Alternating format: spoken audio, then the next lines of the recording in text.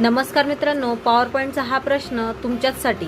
तर बघा काय म्हटलेलं आहे आपल्या या एका क्वेश्चनमध्ये. दिलेल्या MS पॉवर पॉईंट प्रेझेंटेशनमध्ये 7 अतिरिक्त स्लाइड्स ॲड करा. स्लाइड शो रन करताना दुसरी स्लाइड लपवा, म्हणजेच आपल्याला दुसरी स्लाइड हाईड करायची आहे. तर बघा कशा प्रकारे करायची आपल्याला. तर सगळ्यात पहिले आपल्याला प्रेझेंटेशनमध्ये 7 स्लाइड ॲड करायचे आहे. तर मी डायरेक्ट न्यू स्लाइडवर जाऊन 7 वेळा क्लिक करते. तर बघा आपल्या प्रेझेंटेशनमध्ये एक स्लाइड पहिल्यांदाच होती, तर मग आता इथे 7 स्लाइड ॲड केल्यानंतर इथे 8 स्लाइड तुम्हाला दिसत आहे. तर एवढ्या स्लाइड ॲड केल्यानंतर आपल्याला काय म्हटलेलं आहे, स्लाइड शो रन करताना दुसरी स्लाइड हाईड झाली पाहिजे. म्हणजेच आपल्याला काय करायचं आहे, दुसऱ्या स्लाइडवर राईट क्लिक करायचं आहे आणि बघा यामध्ये तुम्हाला इथे हाईड स्लाइडचं ऑप्शन दिसत आहे